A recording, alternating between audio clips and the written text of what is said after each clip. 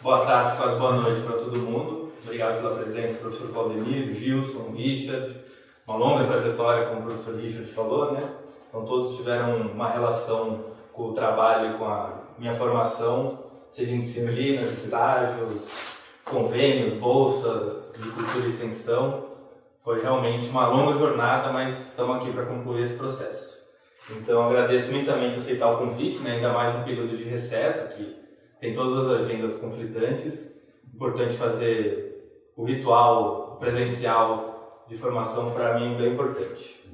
Então, como o professor falou, o título é Os Jogos na Educação, uma análise do currículo paulista, onde esse tema ele surgiu com uma mudança de tema lá atrás na pesquisa para fazer o TCC, porque durante a pandemia foi publicado o currículo paulista, que é o novo currículo escolar do estado de São Paulo. E com ele tiveram uma série de atualizações pedagógicas, como também uma série de materiais de apoio aos professores e gestores escolares, e que tem muitos materiais ali que são muito férteis do ponto de vista de análise para se refletir sobre propostas pedagógicas no ensino da educação. Então, a minha pesquisa,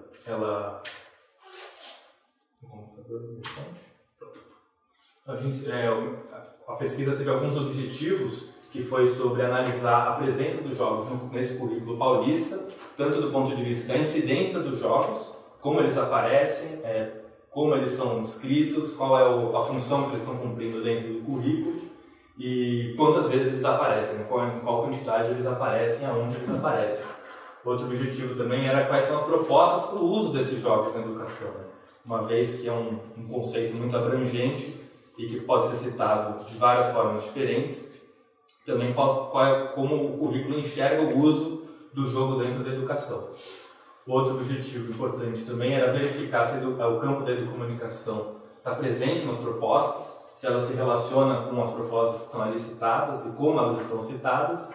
E por último, o objetivo é quais seriam as contribuições do campo da comunicação para o uso de jogos na educação. Então fazer uma reflexão a partir da educomunicação, como a gente pode utilizar os jogos dentro da educação e dos projetos pedagógicos. E para isso eu tive algumas questões que nortearam o trabalho, que me guiaram na leitura do currículo, porque é um documento extenso, ele vem de uma formulação política extensa, então a necessidade de fazer um foco na investigação, porque era um material muito amplo e muito abrangente. Então algumas perguntas foram: qual é a contribuição dos jogos no processo de aprendizagem? Qual é a relação entre o momento do jogo e o momento da sala de aula? Se há propostas educativas no currículo escolar com os jogos?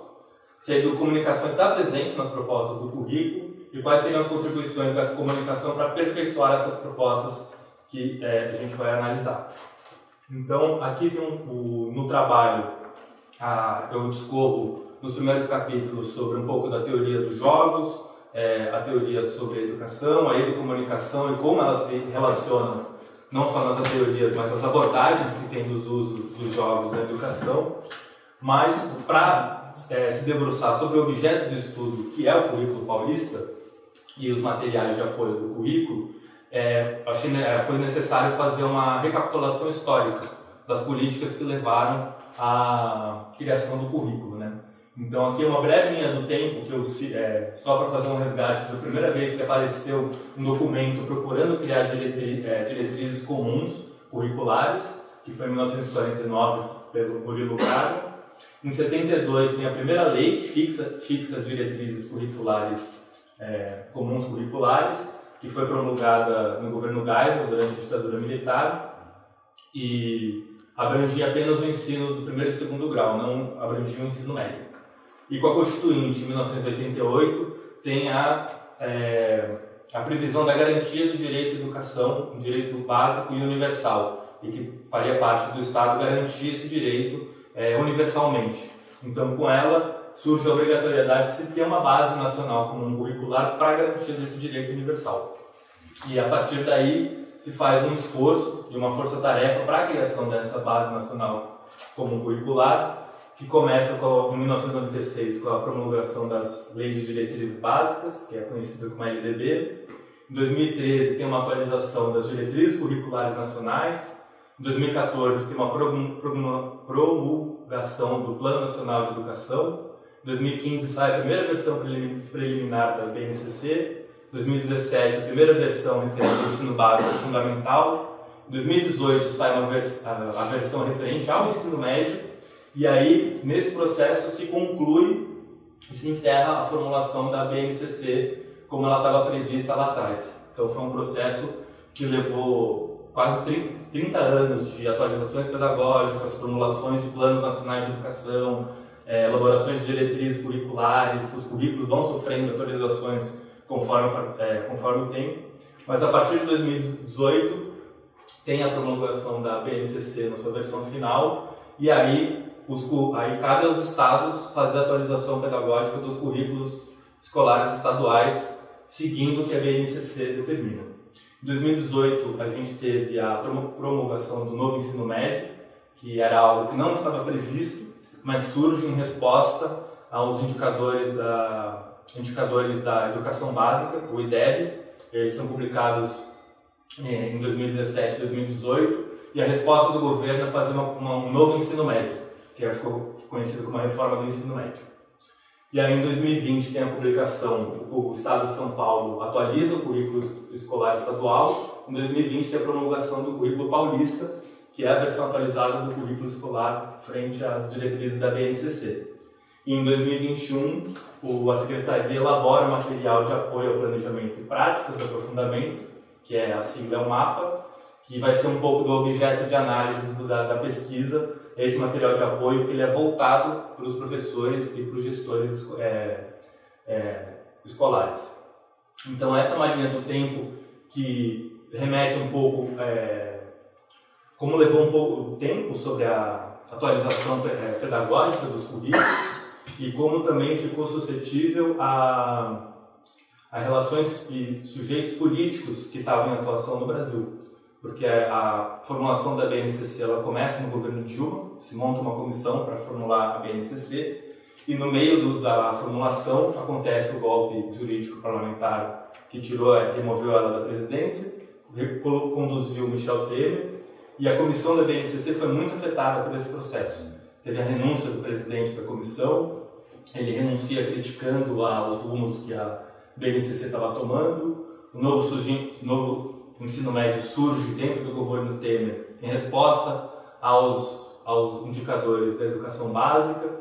Então, eu peguei essa ideia que está no texto da Cláudia Gontijo, que está no trabalho também. Ela comenta, na verdade, o passado, o antes do 1988, a Constituição, que fala que os currículos sofrem mudanças e reformas promovidas por administradores que se preocupam em deixar mais a sua marca na educação do que caminhar em um objetivo comum. Ela comenta isso olhando o passado pré-1988, mas querendo ou não também é uma ideia que se relaciona com o presente na medida que a alternância de poder está mais preocupada em quem vai deixar o seu legado mais do que caminhar num objetivo comum de promoção do direito à educação. Então essas são algumas considerações sobre a linha do tempo e, como a gente estava falando há pouco tempo, o currículo paulista ele é promulgado em 29 de julho de 2020. Então ele é um documento que ele é elaborado pré-pandemia, ele é promulgado no começo da pandemia e a sua implementação acontece num contexto de pandemia. Então ele é um documento que ele foi revisto muito pelo Conselho Estadual de Educação, justamente por as escolas estarem no processo de adequação ao ensino remoto e a tudo que a pandemia impôs. E aqui a gente se debruça especialmente sobre o currículo escolar estadual. E São Paulo teve 3 currículos que eles foram promulgados como documentos, 3 currículos recentes, né, a partir da LDB. E o currículo de 2008, a gente faz uma leitura para fazer um comparativo sobre como o jogo aparece dentro desses currículos. E o currículo de 2008 é uma breve menção ao conhecimento que ele é tomado como valor lúdico, o conteúdo lúdico. E algumas disciplinas, tem os cadernos por disciplinas, algumas disciplinas aparecem comentando pontualmente esse conteúdo pode ser ensinado através de um jogo, que é Educação Física, Biologia e Ensino das Artes. O currículo de 2011 sofre uma atualização em que as disciplinas elas vão para dentro de 4 áreas grandes do conhecimento, mas não sofrem nenhuma grande organização interna. Essas disciplinas seguem agrupadas dentro dos cadernos das áreas do conhecimento. Só que a partir de 2011 começam a aparecer mais incidências de jogos como suporte para o ensino. Então, disciplinas como física coloca pontualmente de se usar jogos para ensino de determinados conteúdos. O caderno de inglês fala sobre o apoio de jogos eletrônicos para o ensino e o conhecimento da língua inglesa. Então, ele começa a aparecer pontualmente dentro de alguns conteúdos nesses cadernos por disciplinas que vão usando jogos como apoio para o ensino dos conteúdos disciplinares. E o currículo paulista, ele coloca o jogo, aí o jogo ele já aparece de forma ampla dentro do currículo, ele é citado tanto no documento principal quanto nos cadernos pelas áreas de conhecimento, nos materiais de apoio, e ele é citado em vários contextos diferentes. O primeiro deles é o jogo como prática corporal.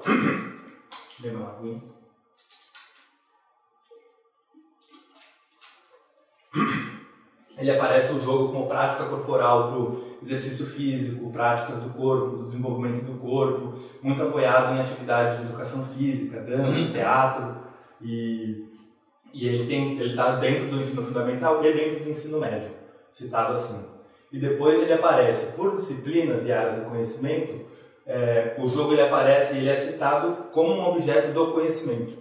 Eles usam essa terminologia, então o currículo ele se organiza em competências que os alunos devem desenvolver e aprender, as habilidades que eles devem desenvolver para chegar na aprendizagem, e o jogo ele aparece como suporte em várias disciplinas, em vários conteúdos como apoio. E lá aparecem brincadeiras e jogos em todas as áreas, juntos com materiais audiovisuais, materiais em textos, pesquisas. Ele está sempre colocado como um apoio que pode servir para o ensino daquele conteúdo.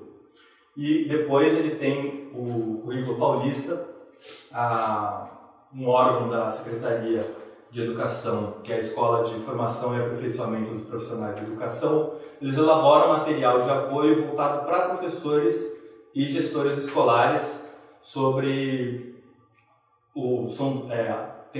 várias áreas do conhecimento e tem várias atividades sobre jogos dentro desse material. Ele foi desenvolvido em 2021, então era um contexto de ensino remoto e pandemia, e surgiu na necessidade de apoiar os professores no desenvolvimento dessas atividades. É importante ressaltar que esse mapa ele diz respeito aos itinerários formativos ou flexíveis, como ficou conhecido, do currículo. Então existe a formação geral básica, que são as disciplinas obrigatórias que estão dentro das áreas do conhecimento. Esse seria o currículo obrigatório previsto pela BNCC. E há um currículo flexível, que são os itinerários formativos, que eles são para relacionar não só aquilo que é visto em sala de aula como fenômenos que acontecem dentro da sociedade, mas como também um espaço de terem projetos e disciplinas interdisciplinares abrangendo 1, 2, 3 áreas do conhecimento, com apoio de tecnologias ou sem tecnologias.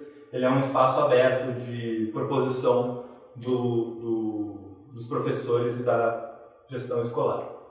E aí a gente pega 2 componentes do material de apoio, que são 2 propostas que elas estão posicionadas num caderno chamado Start, a Hora do Desafio, que é um caderno voltado a provocar e levar os alunos à busca estratégica de solução de problemas, o pensamento lógico, trabalho coletivo para se atingir resultados e resoluções de problemas. Então ele está dentro de um caderno que todas as atividades estão pensando justamente uma pesquisa ativa que busca questões que precisam ser relacionadas e trabalhadas em coletivo dentro da sala de aula.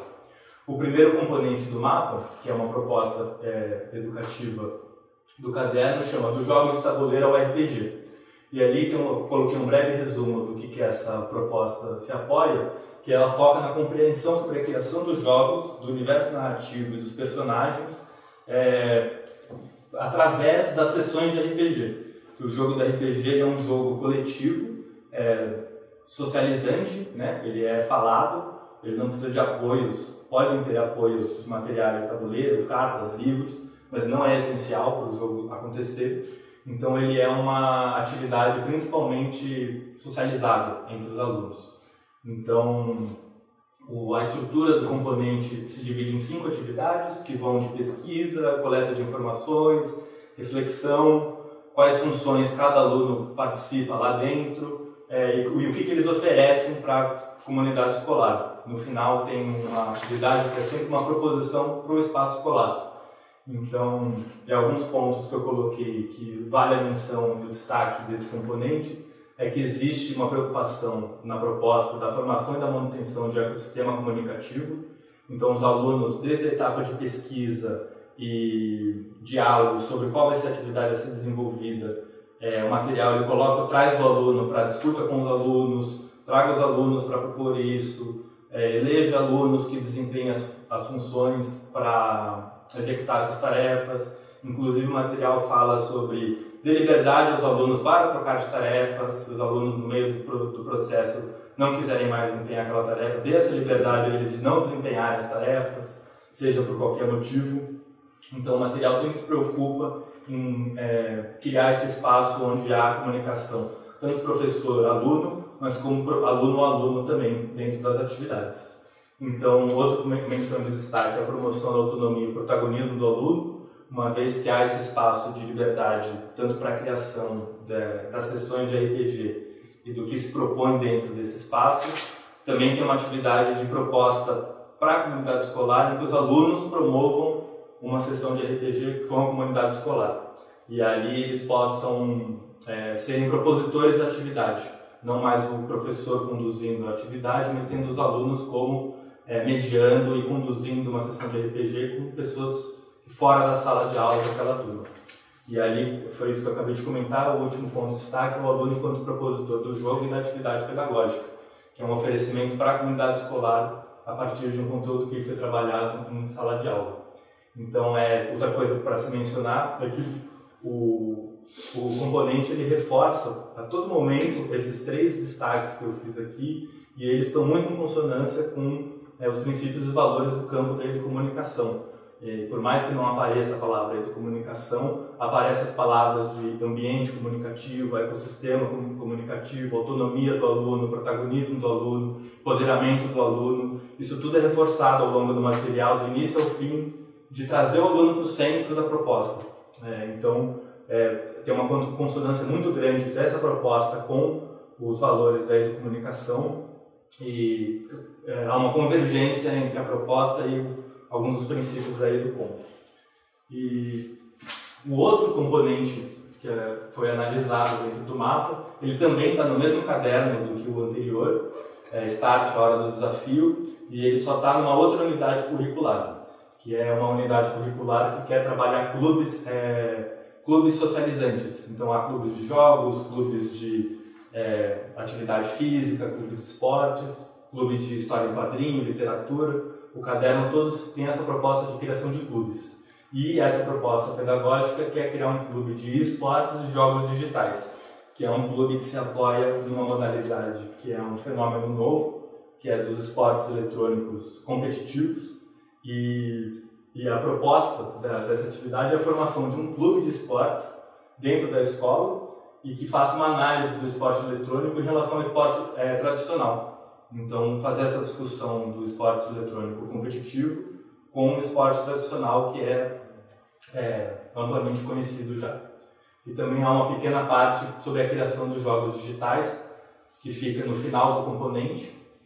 E um dos pontos de destaque desse componente foi a falta de foco das atividades do componente. Apesar de ele ser um componente inteiro que tem um objetivo comum, as atividades caminham em direções opostas. Então você tem 2 atividades de pesquisa de campo que vão averiguar clubes de esportes tradicionais, clubes de esportes, como atletas trabalham e se constituem como profissionais do esporte. Ao mesmo tempo, outra atividade vai numa direção contrária de agora é hora de formar o clube a partir de uma nova pesquisa. A sensação que as atividades sempre ficam indo e voltando, ao invés de caminharem num fio condutor único, que leve ao objetivo da formação de jogos. Tanto que a parte de criação de jogos digitais é uma atividade no final do componente que fica isolada do clube.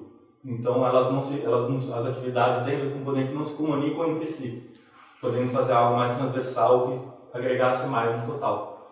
E o material ele sempre reforça muitos conteúdos extracurriculares, complementares, sobre o mercado de esportes, jogos comerciais, e muitas vezes esses jogos eles são produtos comerciais que têm o objetivo da geração de dinheiro para as empresas que fazem essa proposta. Então o material ele sempre reforça muito isso, ao mesmo tempo que o material sofre com o problema da disponibilidade dos conteúdos. Então tem muita coisa em QR Code e link que está inacessível hoje, e está no site da Secretaria de Educação essa proposta. Por mais que você possa pesquisar um conteúdo semelhante para substituir ali, o material em si falha muito em promover fontes para dar apoio para a proposta. E uma outra coisa a ser comentada são as atividades densas e sem protagonismo dos estudantes, porque em várias atividades as pesquisas elas já são direcionadas pelo professor, são pesquisas muito longas, são pesquisas de campo, que o material não diz como realizar, mas coloca, vá a um clube de esporte tradicional, entrevista as pessoas. Então as atividades elas ficam muito densas, inclusive o material tem uma parte em que ele fala, isso vai exigir um esforço grande da parte dos alunos. E como assim, a sensação que dá é que a atividade vai exaurir os alunos na tentativa de buscar o que a atividade está buscando. Então esse foi um componente que durante a análise se viu que falta uma compreensão de qual é o real objetivo, se é a criação de jogos digitais, se é a formação de um clube, se é falar sobre esportes eletrônicos de forma competitiva, ou se é fazer pesquisa de campo, que também é um outro objetivo. Então, esse projeto, apesar de ter uma ideia de formação de clube, que é socializante, que promove o coletivo, que integra a turma com a comunidade escolar, também peca muito em viabilizar como isso vai acontecer. E caminhando para a conclusão, a partir da análise tanto dos currículos estaduais quanto dos materiais, dos dois componentes do material de apoio, foi possível concluir que a atualização pedagógica do currículo paulista tem ideias convergentes com o campo da educomunicação, não só na proposta do material de apoio dos jogos do tabuleiro ao RPG, como também o próprio currículo paulista coloca sempre e reforça a importância da autonomia do aluno, do protagonismo do aluno, do empoderamento do aluno e a formação cidadã do aluno a partir do repertório do jovem. Então isso é muito trabalhado no documento principal do currículo paulista e sempre fala sobre trazer o aluno para o centro do processo de aprendizagem, sobre o aprender a aprender, que é aprender como o grande aprendizado, né? De que grande parte do aprendizado está em si no processo de aprendizado e do prazer que se tem que tirar desse processo e não sim atingir objetivos e resultados que são quantitativos e não qualitativos para a experiência do jovem.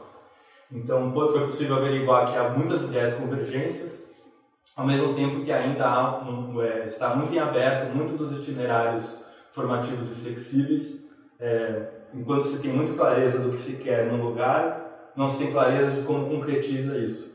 O currículo paulista fala em um projeto de vida do aluno, e alguns itinerários formativos e alguns componentes da formação geral básica tem muita clareza sobre concretizar isso, e outros cadernos já não têm muita clareza de como concretizar isso, como trazer o repertório do jovem para dentro do projeto.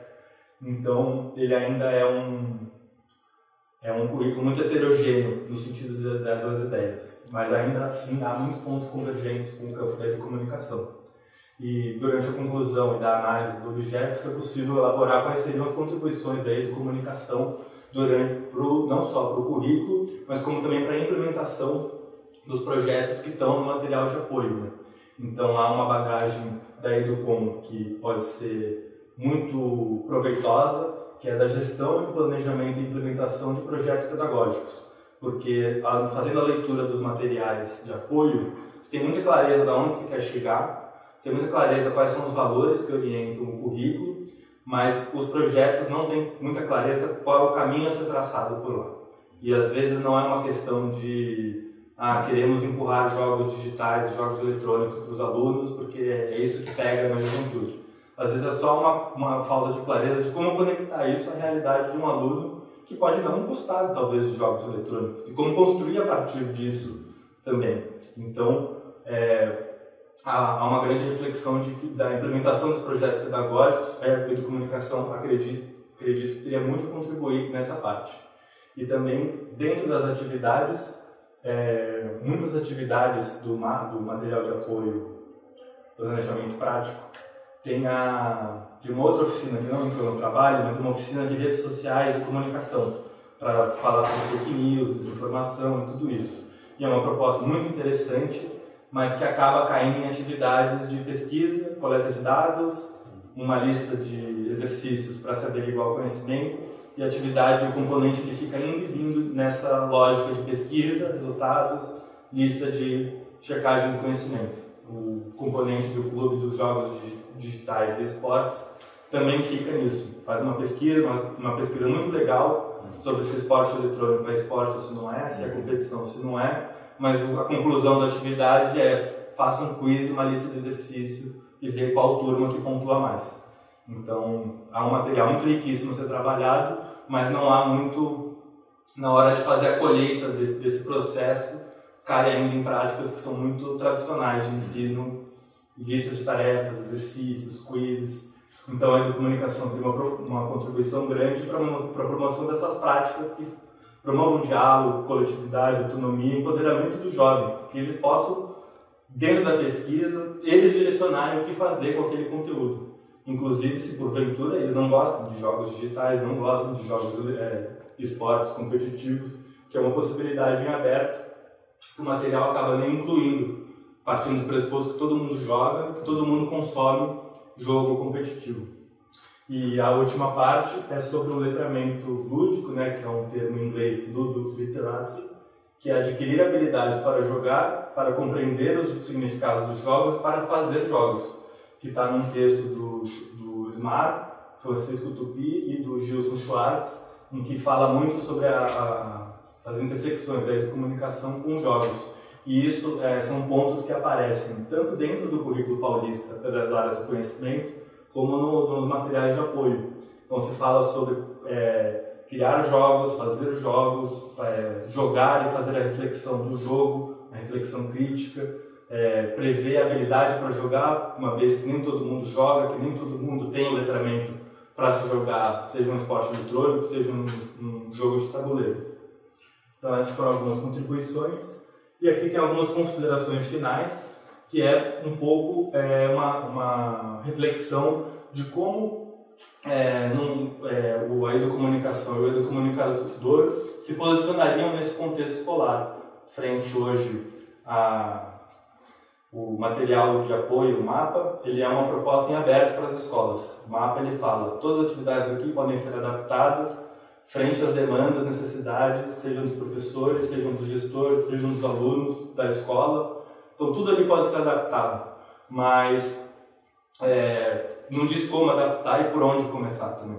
E fica a cargo dos profissionais de educação isso, Então, refletir como que um educomunicador, nesse contexto escolar, pode intervir a fim de levar essa proposta, trazer ela para uma atividade que pense métodos novos de ensino e aprendizagem para se atingir os objetivos e não cair em métodos tradicionais, muitas vezes, que caem por falta de opção, Então, e a relevância dessa pesquisa para o campo da educomunicação foi tentar lançar um olhar crítico e uma leitura crítica sobre o currículo paulista e esses materiais de apoio, que foram elaborados, são materiais longos, densos, e também riquíssimos, e que existem materiais e propostas lá que são muito interessantes, que estão muito alinhadas ao campo de educomunicação, e outras propostas que também estão divergentes do campo da educomunicação. Então, pensar um pouco, não só fazer essa leitura, mas entender que esse campo da formação do currículo escolar e dos materiais de apoio é um campo em aberto. esses itinerários flexíveis, eles são disciplinas que estão orientadas às mais diferentes vertentes pedagógicas e que tem vertentes lá que estão trazendo uma transformação no método de ensino e algumas estão lá ainda reforçando um método muito tradicional. Então, entender como um campo de disputa, que inclusive, como a gente viu na linha do tempo do currículo escolar, é um campo em disputa que fica sujeito a mudanças políticas, alternâncias de poder, a quais são os atores sociais e políticos naquele momento intervindo na formulação dessas propostas, e entender que é um campo em aberto, que não é sobre falar se o currículo é bom ou se é ruim, se o material de apoio é bom ou ruim, está orientado ou não, mas entender que há muita coisa ali que já está apontando para um método novo de ensino e muita coisa ainda que precisa ser aprofundada e refletida. E eu fiz esse último comentário, o uso problemático de jogos entre jovens, porque ao longo do trabalho, na introdução, eu trago uma pesquisa feita por uma doutora em psicologia clínica aqui da USP, que traz dados muito relevantes e alarmantes sobre o uso problemático dos jogos, né, entre os jovens. E não houve nenhuma menção em nenhuma parte do currículo sobre, talvez o jogo, há um problema a ser debatido entre os alunos. Assim como há uma proposta de uma oficina de redes sociais e desinformação, talvez uma proposta que envolva jogo precisa fazer a reflexão. Será que existe vício em jogo? Existe dependência em jogo? Como os jogos mexem com o emocional, com a relação entre os alunos que estão ali jogando? Então, infelizmente, não foi algo que eu consegui me debruçar durante a pesquisa, mas é algo que aparece no início e no final como sendo algo necessário a ser debatido e aprofundado, como que isso deverá aparecer futuramente em propostas pedagógicas e nos currículos escolares, essa reflexão. E aqui estão as duas referências bibliográficas que eu citei na apresentação, os dois textos, e aqui eu encerro a apresentação. Muito obrigado. Obrigado, Pedro. Foi ótimo. Então já, sem mais delongas, passo a palavra para o Wilson. Wilson, eu te agradecer muito por estar aqui, porque você, entre outras coisas, você tem toda uma trajetória sobre jogos. Eu já convidei você, mas infelizmente não foi possível ainda você vir uma hora conversar com nossos alunos, vai ser uma coisa muito rica. O Pedro, infelizmente, teve a oportunidade de fazer a sua disciplina, né? Só que eu até gostaria, se for possível, que mais estudantes façam para ampliar o repertório de conhecimento deles, como ampliou no Pedro e foi tão significativo. Então, te agradecendo, já passo a palavra. Obrigado. Eu que agradeço. É uma alegria estar aqui. A gente está já há vários anos realmente dialogando com vários colegas aqui da Educomunicação e o Pedro vai, né, no ponto ali. Muito legal. Estou muito satisfeito de ver. É um tema realmente que demanda muita pesquisa, né? E vem crescendo. Né? Eu acho que o teu trabalho está redondo, está bem escrito, né? As referências são pertinentes e eu vou fazer algumas questões mais para você tocar a bola mesmo, né? Para você chutar para gol. Mas, primeiro ponto, para te ouvir, assim, realmente até num aspecto mais subjetivo, né? Você teve toda essa trajetória e fez a pesquisa. Eu sinto uma frustração. Queria saber se você também sente uma frustração com o sistema, né? Porque realmente os anos, né, vão transcorrendo e muito se discute, muito se fala. Aí que você falou, grandes mudanças, muita interferência política, né? E no final o resultado é uma tragédia, né? Você deu o exemplo aí do link que não funciona, mas as pesquisas também sobre o próprio uso da internet, da tecnologia durante a pandemia são escabrosas, né? Os resultados são assustadores, né? O Brasil, a gente estava comentando aqui antes, né, da defesa, como a gente superou vários preconceitos, inclusive com relação ao uso da tecnologia, mas de fato a pandemia e esse uso mais intensivo da tecnologia revelou que as condições de acesso são muito heterogêneas. Então você teve, a gente observa isso nas escolas particulares, são avanços incríveis, né? E a escola pública, o aluno, muitas vezes ele tem o quê? Tem um celular para acessar, né? Então esse é o primeiro ponto que eu queria te perguntar mais pelo lado subjetivo mesmo. como que você sente o tema? Como é que você se coloca na evolução da sua discussão? Eu lendo o teu trabalho, vendo a tua defesa, eu falo, escreve rapidamente um artigo, publica, porque o assunto está na ordem do dia. O segundo ponto, realmente, é essa menção que você faz aqui no final aos aspectos problemáticos. Realmente, eu tenho, nos últimos 2 anos, também por conta do que eu observei na pandemia, eu dado cada vez mais atenção aos aspectos de saúde mental. E realmente, a literatura explodiu nessa área, né? É muita gente discutindo já isso aí. E aqui na USP mesmo, o pessoal da área de medicina, né, na faculdade de medicina, já com grupos crescendo e com equipes interdisciplinares voltadas para essas questões, vamos dizer, do jogo patológico, as patologias de dependência, dependências comportamentais. Tem vários relatórios aí, o próprio governo americano, né, levantando a lebre com relação às redes sociais, mídias sociais, episódios aí tão recentes, né, praticamente banindo o TikTok dos Estados Unidos, né, mas para basicamente defender a reserva de mercado para as empresas americanas. Né. Então, assim, o assédio, o bombardeio é muito grande. Né. E agora, mais recentemente no Brasil, nos últimos 2 anos, não, no último ano praticamente, né, com essa grande guerra para diferenciar o que é um jogo, o que é um game, do que é aposta. E as bets estão aí, é uma coisa inacreditável como isso cresce rápido, recursos bilionários envolvidos, e nas últimas semanas começa a aparecer a criançada envolvida em bets.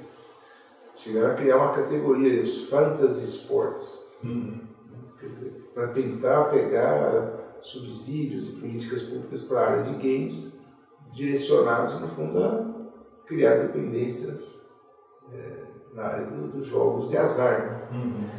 Então, a gente está diante de um fenômeno aí de desvirtuamento, talvez, ou não.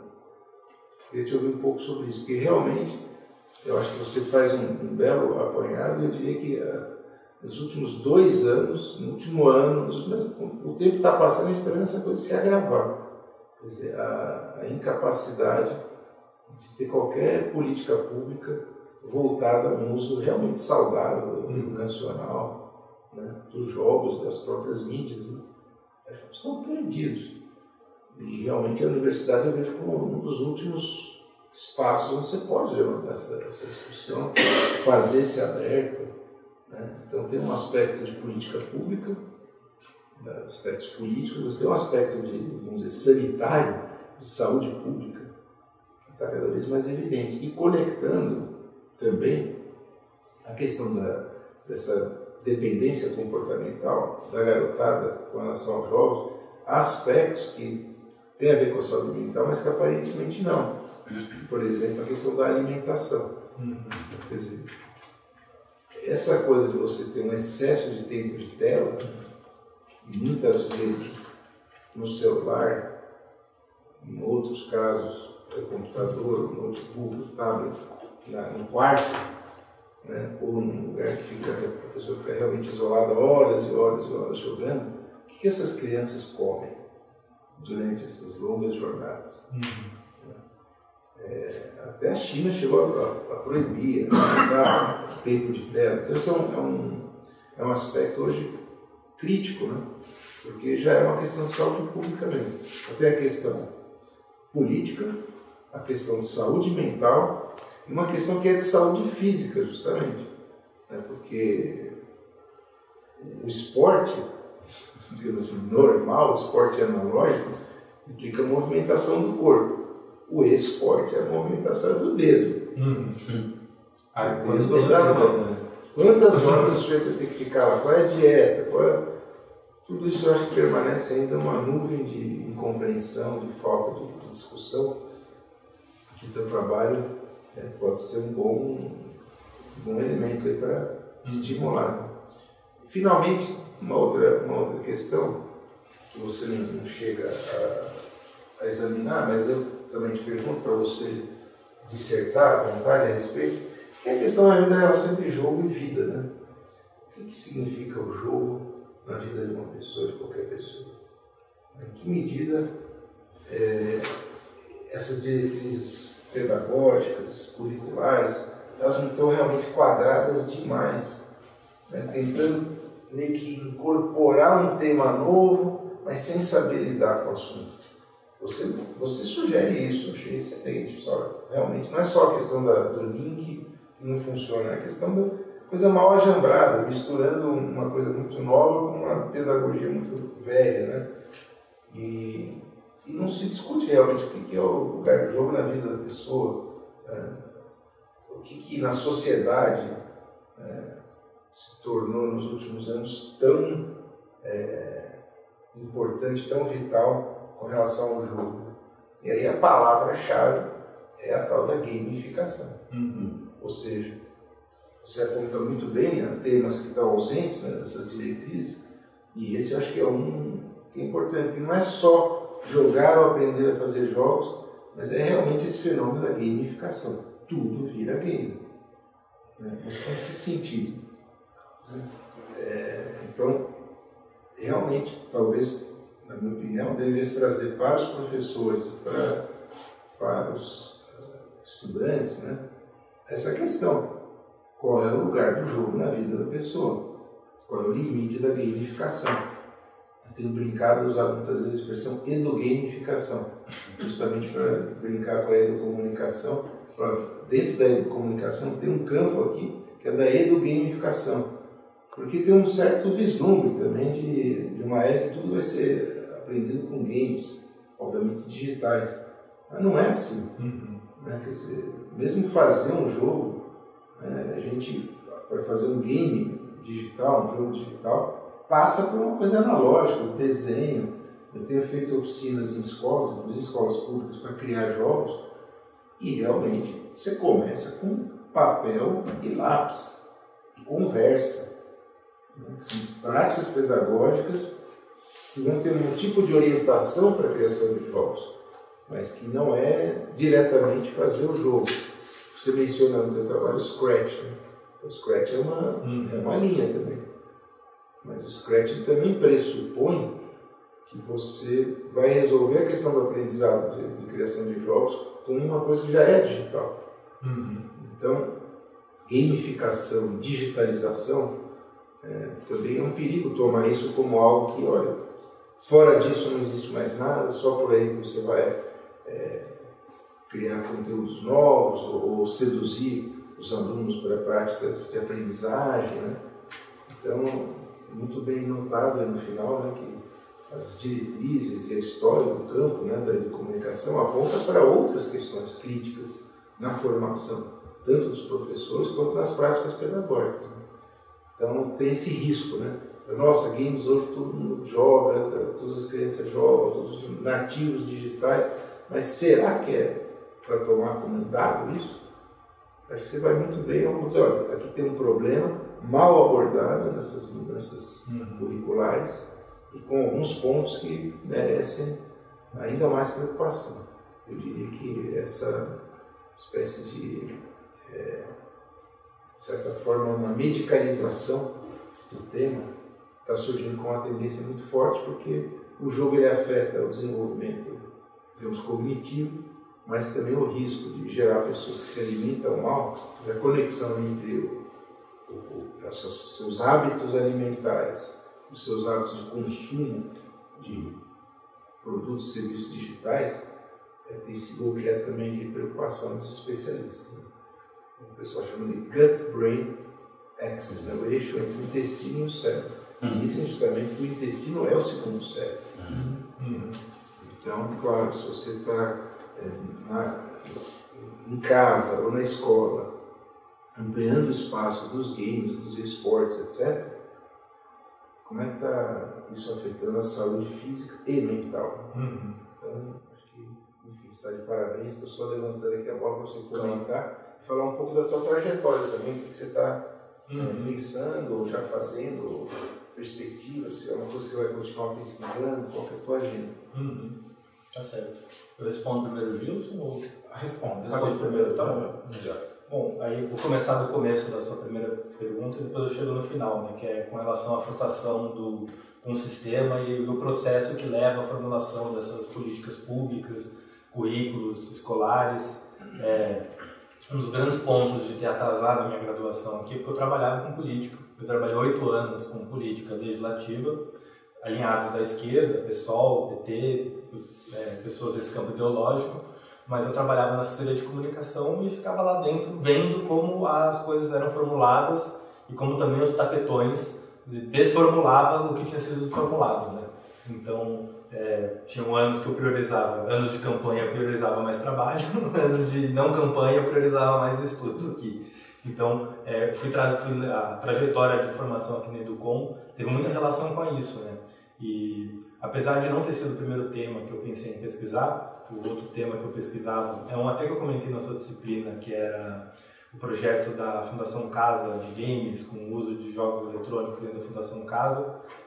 Ia ser difícil de realizar e com a coisa da pandemia também era difícil, era muito inviável realizar a pesquisa, então eu alterei o tema e achei o currículo que também tem uma relação com a minha trajetória com o trabalho de política, né? E claro, uma frustração grande, porque você vê o tempo que se leva para se concluir um processo político de formulação de um currículo, de formulação do BNCC, e de fazer uma formulação a partir de uma construção, né, com profissionais, com gestores, com educadores, com pessoas que têm acúmulo nessa área. É um tempo muito dissonante entre o tempo que se leva para fazer isso, para o tempo que se leva para jogar isso para cima e toca o barco, a coisa mudou, o governo mudou, então vamos seguir. Então, assim, acho que a política ainda está com um tempo, falava da crise da política, né, que é o tempo diferente do tempo das mídias, das redes sociais, o novo tempo, e parece que isso vai se agravando, né? Vai ficando cada vez mais demorado formular algo e é cada vez mais acelerado, você tem que dar resposta para uma questão da demanda da sociedade. As respostas às vezes têm que surgir em 24 horas, projeto de lei, toca o barco e vai. Então, obviamente, é uma frustração grande com isso, né? Mas também tem essa frustração com o processo, mas ainda assim, quando eu fui fazer a leitura do currículo paulista e dos materiais de apoio, acho que talvez pela minha trajetória política eu estava esperando algo muito pior. Então me surpreendi em ver que falei, nossa, tem materiais de apoio aqui que vão sendo da questão, ou de oficinas de redes sociais e desinformação. Poxa, é uma discussão válida dentro da escola, com escola sem partido, IBL, todo mundo ali dentro disputando aquele espaço. Mesmo o jogo, a proposta com RPG, né? É um jogo, uma sessão de RPG, é um jogo antigo, antiguíssimo. E se tiver um papel, uma caneta e um grupo, você faz um jogo de RPG. Então, foi muito surpreendente, assim, ver um material muito redondinho, numa proposta que não... Você usou uma palavra muito boa, né? Que é do vislumbre. Que é esses artefatos tecnológicos, digitais, jogos, geram muito vislumbre nas pessoas e você consegue empurrar aquilo a todo momento, em qualquer lugar e toca o barco. Mas foi surpreendente ver um material muito redondinho, que não titubeei em nenhum momento em não, agora vamos para o computador, não, agora vamos usar o tablet, agora o celular. Então, assim, foi uma surpresa também ver que falou, nossa, tem uma formulação aqui que não titubeou, fez um negócio apoiado no objetivo, as atividades todas organizadas para chegar naquele objetivo, redondinho. Mas você lê outras atividades que estão ali no mesmo caderno e você fala, mas gente, a impressão que dá é que veio alguém que começou o texto, alguém escreveu o meio, o outro escreveu o final, e não é nem por má fé, mas é porque, gente, você precisa publicar um negócio, bora. O cara me chamou, resolveu renunciar, não quer fazer, não é mais aliado político, agora é adversário político, agora não vai participar mais também. Então você vê que tem propostas que titubeiam muito e que estão lá assim para cumprir tabela. Tem 4 unidades curriculares, 3 anos do ensino médio, vamos puxar todos os fenômenos que a gente achar por aí e ver, né? E essa coisa do esporte me chama muita atenção, né? Porque na pandemia, do fato do novo normal, do remoto, eu comecei a acompanhar, né? Eu sou uma pessoa que joga videogame, consome jogos, eu acompanho o cenário de esportes de alguns jogos. Às vezes tem jogos que eu só assisto o cenário competitivo de curioso, sem nunca ter jogado o jogo. e você vê que é um mundo de consumo e geração de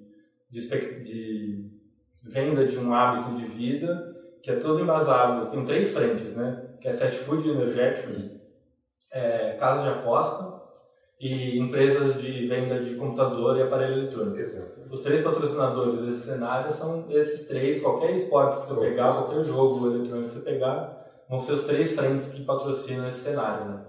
E é muito assustador ver que o negócio é empurrado de forma muito... Não, pesquisa, joga no Google aí, escolhe um jogo de esportes aí e traz para a sala de aula. A proposta realmente é isso, né? Então, você fica com uma sensação de muita frustração mesmo, ainda mais sabendo do que se trata alguns jogos e alguns cenários competitivos. Então, já relacionando aí, já pego o gancho para falar do uso problemático dos jogos. Os jogos, eles vendem esse estilo de vida. Os jogos, eles são livres para menores de idade jogar, mas o que se patrocina não é livre para os menores de idade. Então, o jogo é livre, mas o patrocinador do jogo não é para o público do jogo. Aí você fala, mas como assim, né? Tem que fazer um sentido econômico para quem está patrocinando, né? Como não é para o público do jogo, mas a pessoa está lá puxando dinheiro. Então, acho que aí acho que não há nem a frustração, mas há um deserto mesmo sobre como abordar o uso problemático dos jogos. E vai tanto dessa questão da saúde mental, como também da questão financeira. O jogo é caro. No Brasil, o videogame é caro, o jogo eletrônico é caro, o digital é caro, consumir esportes é caro. E as pessoas, muitas vezes, menores de idade ou jovens que ainda não têm compreensão financeira. Quantos casos, a gente até leu um artigo, né, da Abrage sobre o Roblox e as crianças, de que a mãe dá o celular na mão da criança com o Roblox, tem uma plataforma de pagamento em microtransação, os dados da mãe estão lá, e a criança tem um mercado digital de venda e compra de itens de jogo. E a criança participa daquele universo. Sem nenhum... E os pais nem sabem do que se trata, né? Não é nem por questão de estão bem ou não educando os filhos, nem sabem do que se trata às vezes. É o filho que apresenta para eles que na verdade ali tem uma plataforma de pagamento, tem um mercado. Então há sim, aí acho que essa questão que é do uso problemático, acho que das coisas que eu li que não entram no trabalho, né, mas são assuntos que eu vou lendo, né? Tem a regulação da China, que acho que é o único país que se apoiou nisso para fazer uma regulação mais forte dos jogos.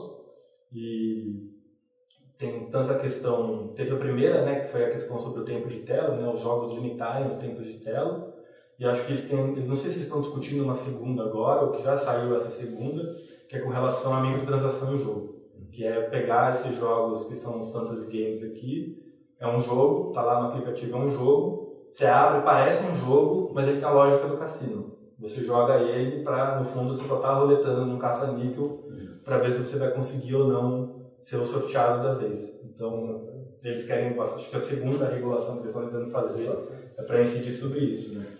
Então, mas aqui a discussão, um pouco que eu li sobre o marco do regulatório dos games, dá a sensação que é um deserto, assim, você fala, não sei do que eles estão discutindo. Será que eles estão discutindo a mesma área que eu li aqui? O que eu li, acabei de ler aqui sobre o jogo, é o mesmo jogo que eles estão discutindo? Então fica uma coisa muito dissonante, né? E aí, óbvio, pressão dos sujeitos que querem empurrar jogos de azar, casas de apostas, que aí entra numa outra discussão de Globo, né? E que agora eles patrocinam tudo, eles nem existiam legalmente, mas eles patrocinam tudo, financiam tudo. Então, assim, acho que precisa de muito tempo e reflexão para entender como esses agentes estão se relacionando, porque ainda das coisas que eu li, falei, nem entro no trabalho, porque eu não sei nem não sei nem se eu estou certo do que eu estou lendo aqui. Então, mas aparece no trabalho com a pesquisa da doutora em psicologia clínica, é isso, os dados são alarmantes. O trabalho e aí, o que a gente fala? O currículo não fala nada, das coisas que eu li também não tem nada a acrescentar, o que fazemos? E isso tem total relação com a última pergunta que você foi do jogo e vida, né? Porque tem essa coisa mesmo, e eu escrevo isso no trabalho em algum momento, que é, beleza, uma proposta educativa sobre jogos, mas várias pesquisas, a conclusão é, nem todo mundo joga. E você coloca uma proposta pedagógica dentro da escola, vamos jogar, é jogo, criação de jogo, tal, mas existe um grupo de pessoas que não jogam. E qual é o sentido do jogo na vida dessa pessoa? Qual é o sentido do jogo na vida da pessoa que joga, da que não joga? Como se aborda isso? As pessoas, o jogo não é, nem todo mundo joga. E nenhum material fala sobre isso, né? Desde o conteúdo disciplinar. Então aí esbarra muito no desdobramento de empurrar o jogo como uma linguagem universal. Então, estamos vivendo 2024, todo mundo joga, quem não joga ainda vai jogar, porque é isso, 2024, é tecnologia, é mídia, entretenimento. E há uma falta realmente de discussão de qual é o sentido do jogo, né?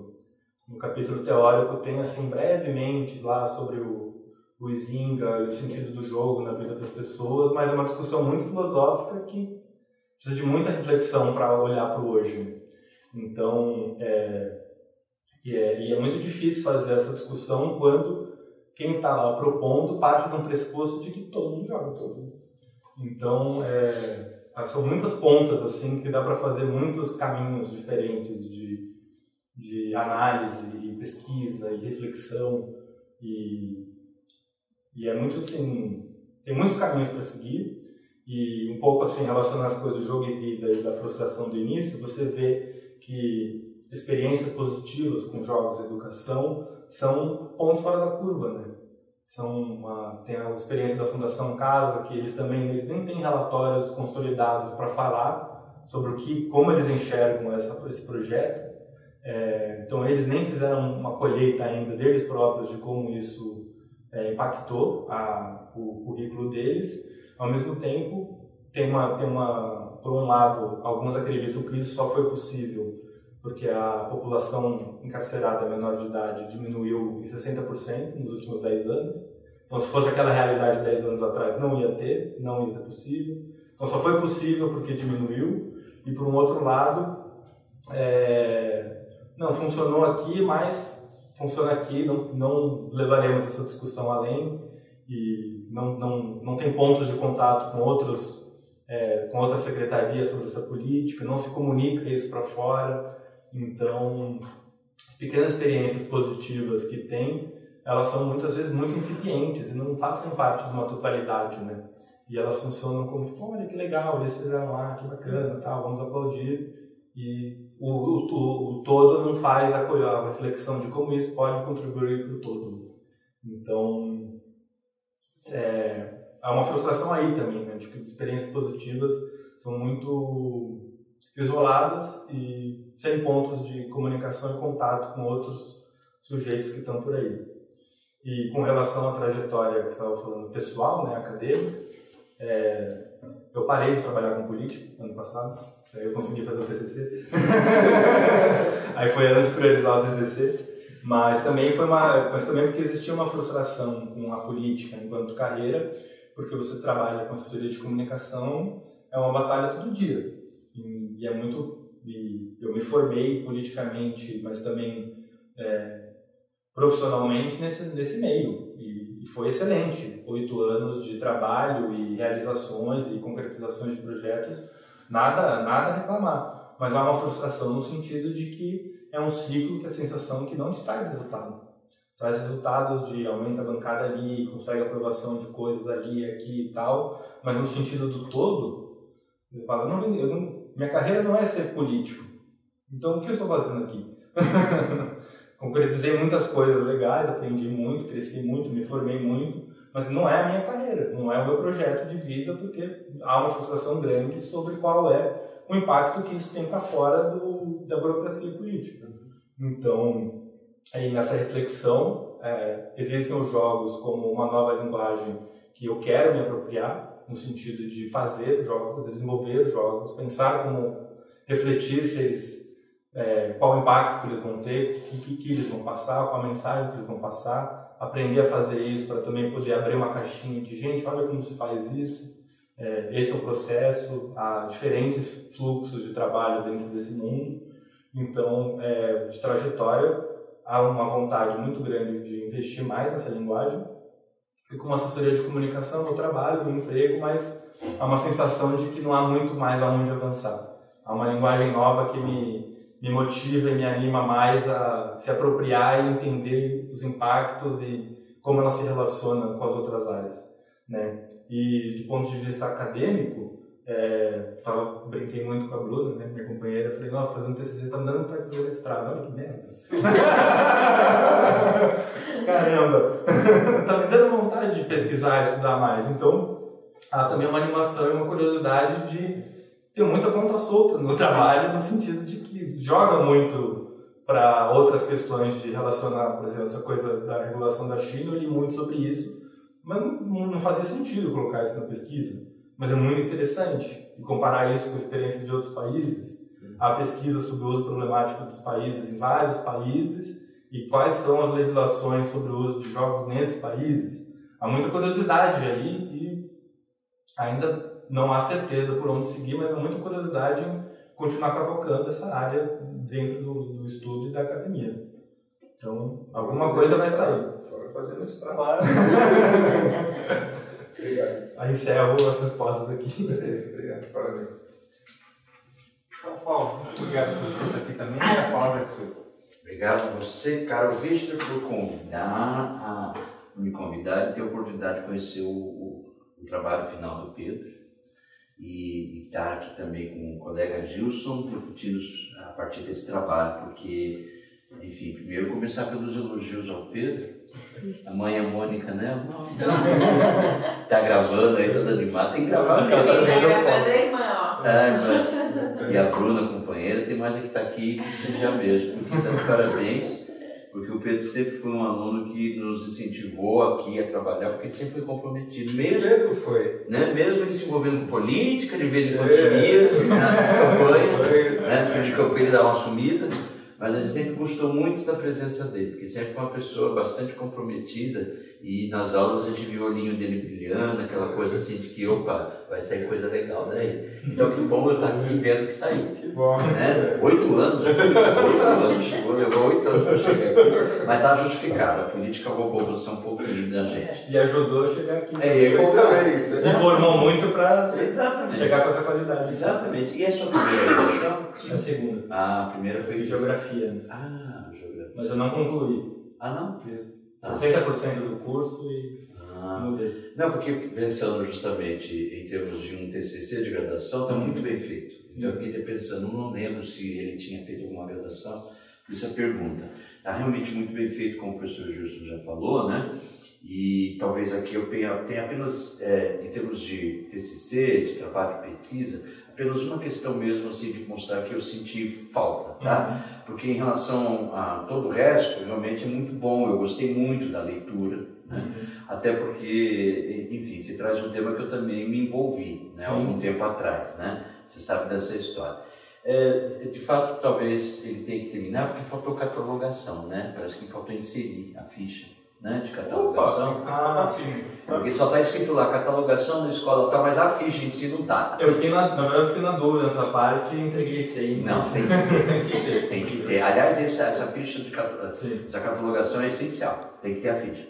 Tá? É fácil de fazer, né? Se você não souber, enfim, a gente pode conversar depois. Tem um link. Isso, é só entrar no site da ECA, biblioteca, catalogação, você vai chegar lá. Aí você vai preencher com os dados. Título, seu nome, número de página e tal, vai criar uma figura, que é a ficha, aí você copia e cola nessa página dele, tá? Sem isso não dá para publicar, ou melhor, para tornar público, né? Colocar na base. E o seu trabalho merece ser publicado. Primeiro como tá, como TCC, desde que tenha a ficha, tá?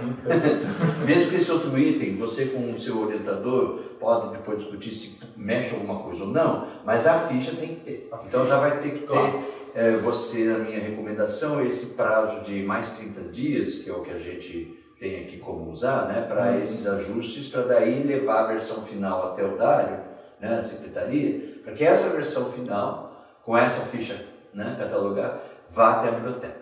Porque aí a biblioteca sobe lá no Daedalus, né, na plataforma dos TCCs, porque o seu TCC merece estar público, exatamente pelo tema, pela qualidade do texto, né? E outras coisas mais que eu vou falar. Você vê que eu escrevi muita coisa. Eu vi que a anotação.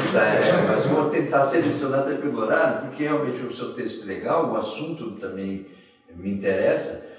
Então, se você gosta, você começa, né? Isso é interessante, não tem muita coisa.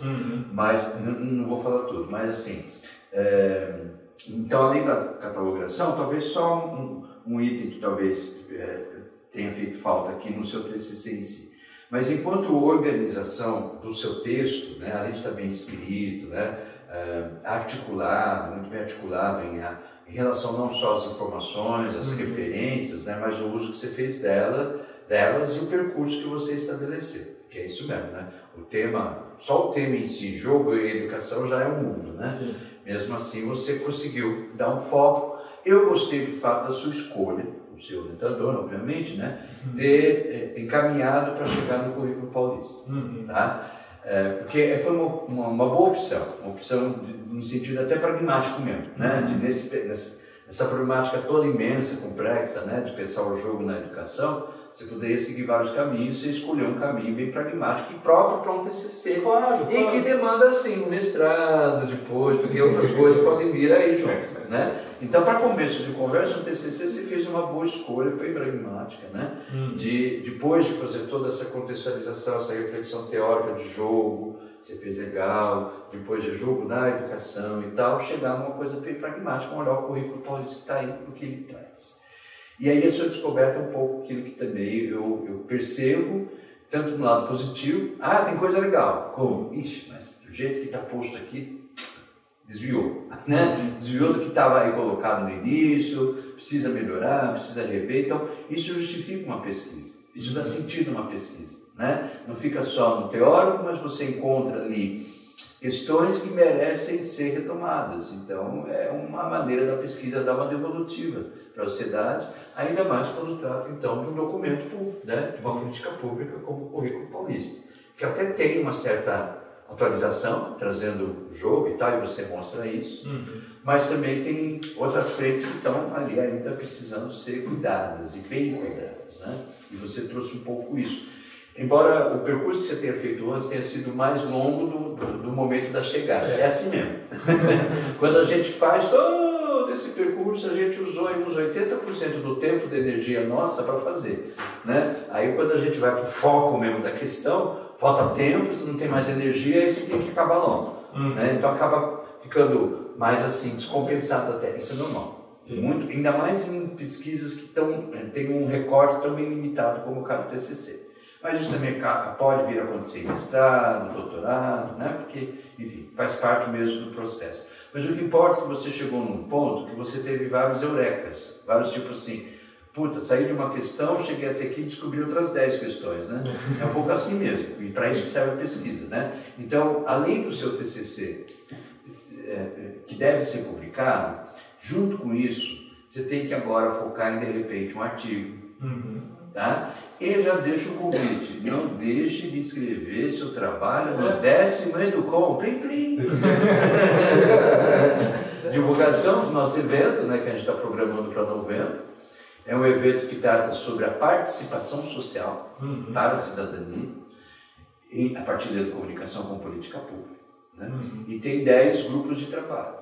Então, o seu trabalho se encaixa pelo menos em 3 ali, tá? Você vai poder escolher. Né? Então, não deixe de escrever, até porque é um resumo expandido. Para quem tem um TCC, o resumo expandido você faz um susto, rapidinho.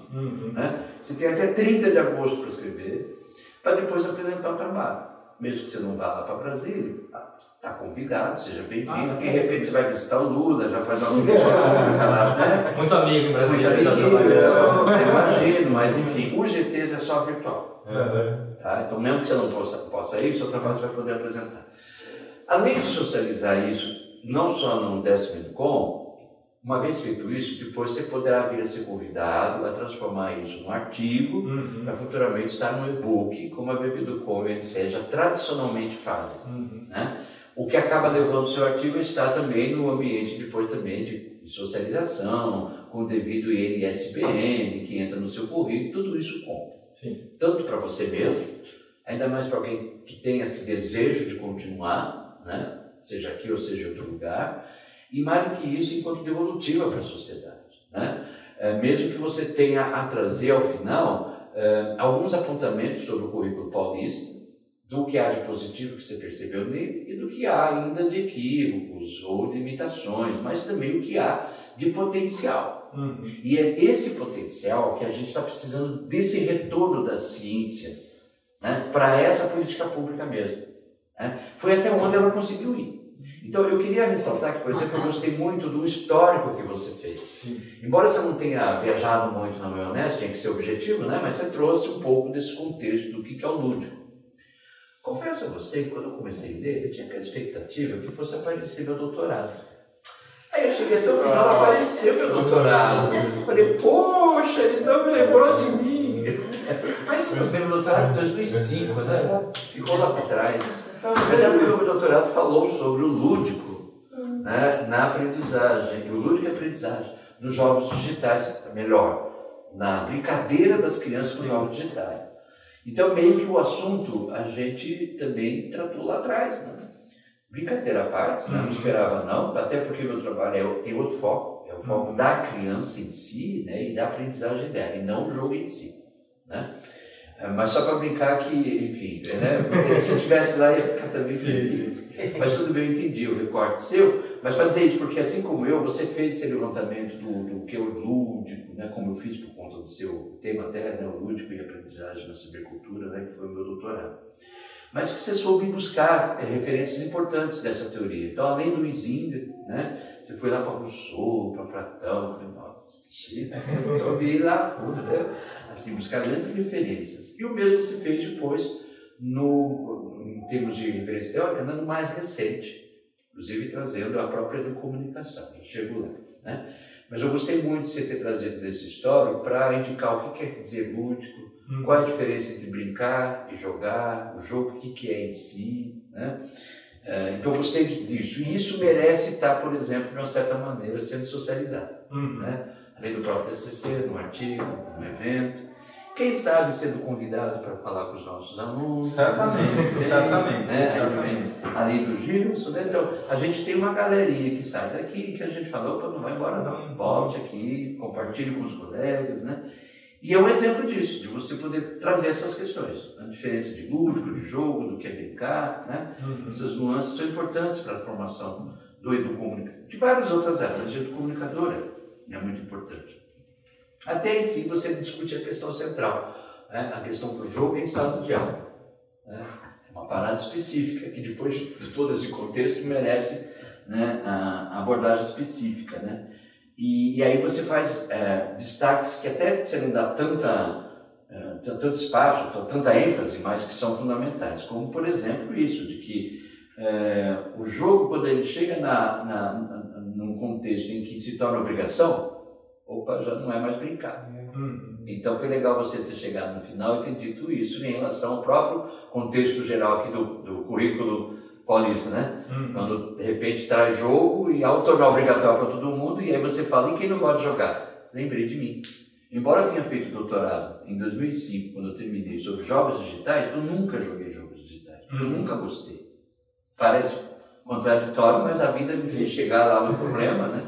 Porque eu convivi com crianças quando era professor de história que já vivia com o CDzinho, com o jogo e só falava nisso. Então foi daí que me veio a vontade, né, de entender como é que a criança aprendia a brincar lá com jogos digitais de preferência dela. Mas o meu estudo foi mais de recepção infantil do que propriamente análise de conteúdo de jogos, embora tenha passado.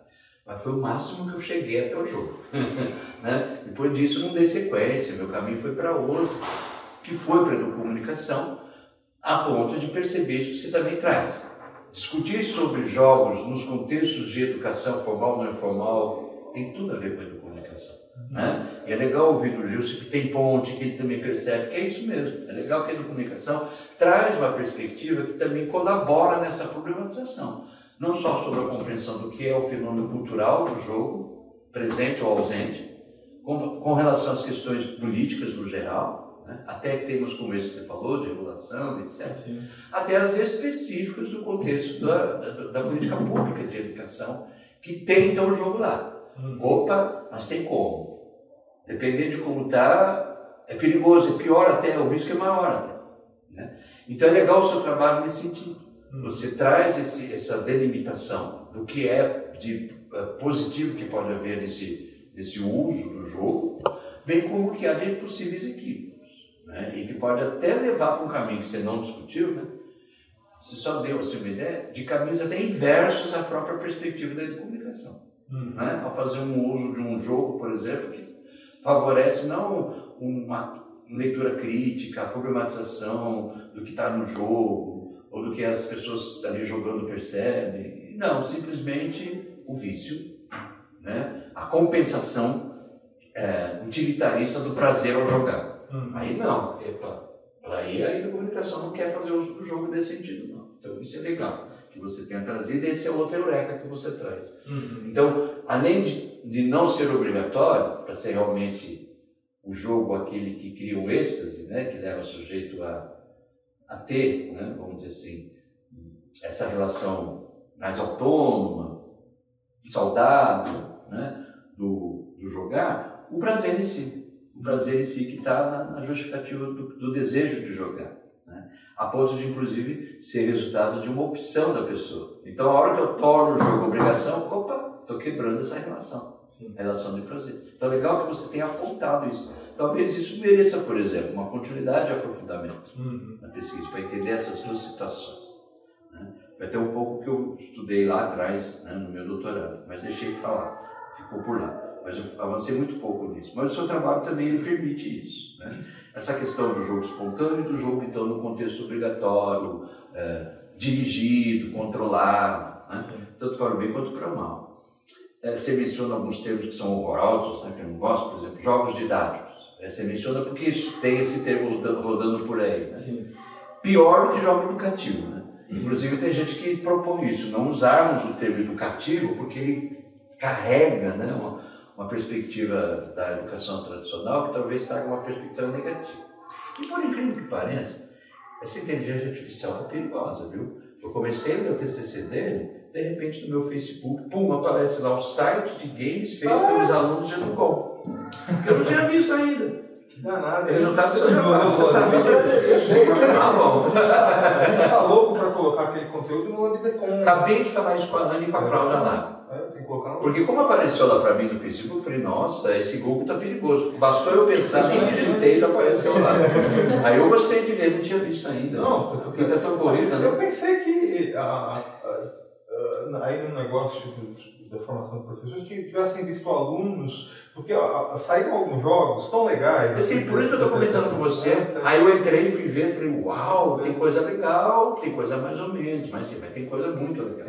Eu nem sei se você chegou a produzir algum jogo aqui. Ele estava produzindo um jogo que primeira disciplina. Muito, assim, mas é um jogo, era um jogo sobre a ditadura. É verdade. Eu lembro agora. Esse jogo tem um problema de direitos, né? Uma coisa um pouco complicada. Mas a ideia eu cheguei a falar moral dele. Aí eu cheguei lá, deixa eu ver o jogo do Pedro. Ficou no protótipo, tá? Estava no protótipo, acho que não está disponível para pegar no site. Acho que está o protótipo. É o protótipo. Tá aí mais um outro negócio que ele pode, se quiser retomar e fazer disso outra coisa lá para frente. Assim. Quem sabe, né? Ou isso mesmo.